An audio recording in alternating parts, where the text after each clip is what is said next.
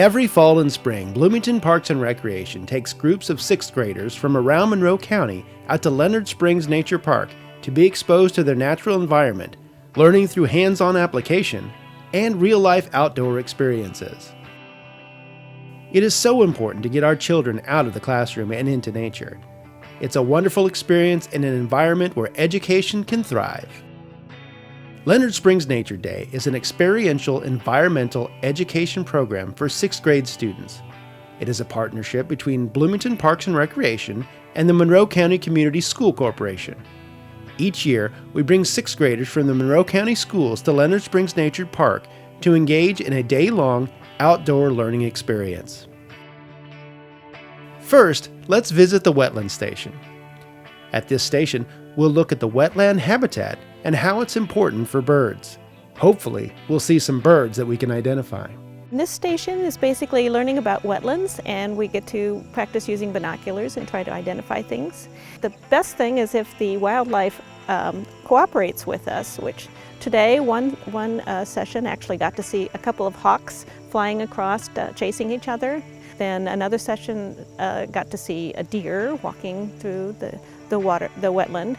But sometimes we don't really get to see anything, but we have plush animals that we can use to talk about species identification.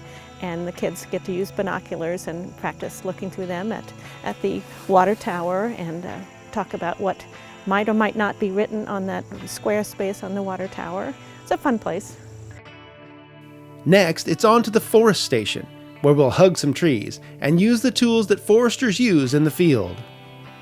The kids love coming to this station. We talk about all kinds of awesome stuff when it comes to trees. Not only do we have some identification guides to teach the kids about native tree species that live in Indiana, we also have some awesome tangible handheld objects that these kids can use to get their eyes on not only what's the importance of a tree, but what do we use as natural resources from trees? What do trees give to us? How do we study trees, and how do we learn about how they grow in our forests? And that is a huge tool that we want to teach these kids at this station. So we use an awesome tool called getting the diameter at breast height. It helps us track how trees grow over the years, and kids love hearing those numbers and being able to get those numbers with their own hands, just like some professional foresters are doing here in Indiana today.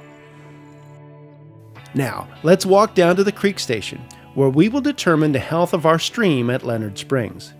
We'll look at the critters that live there and do some chemical and physical testing as well. Well, I'm known as Bob the Water Freak. I used to work for the Forest Service, and that's what my companions called me there. And I've been at Creek 2 for several years and really enjoy it. The kids, there's two things that I think they like the best.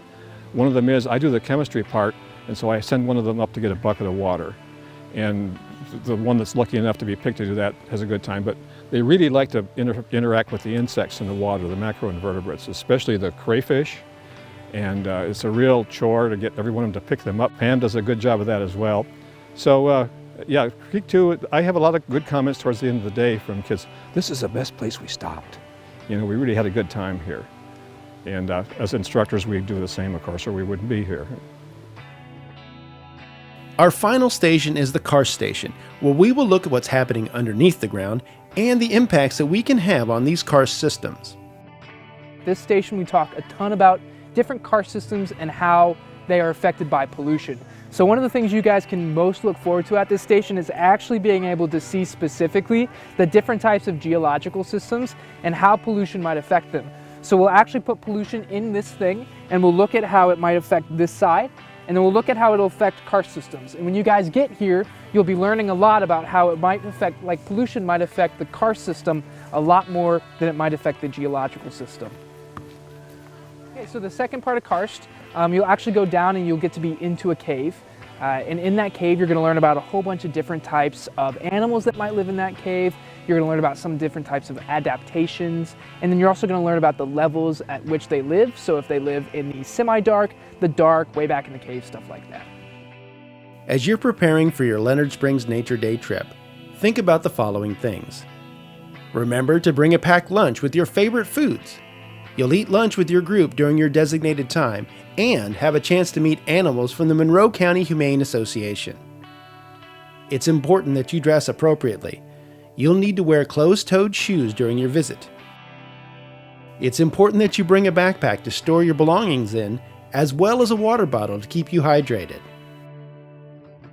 Leonard Springs Park has a lot of steep inclines, so be prepared to climb a few flights of stairs during your visit. Oh, also remember to check the weather. You might want to bring a jacket and wear layers in case it's chilly in the morning hours. One last thing. Are you guys ready?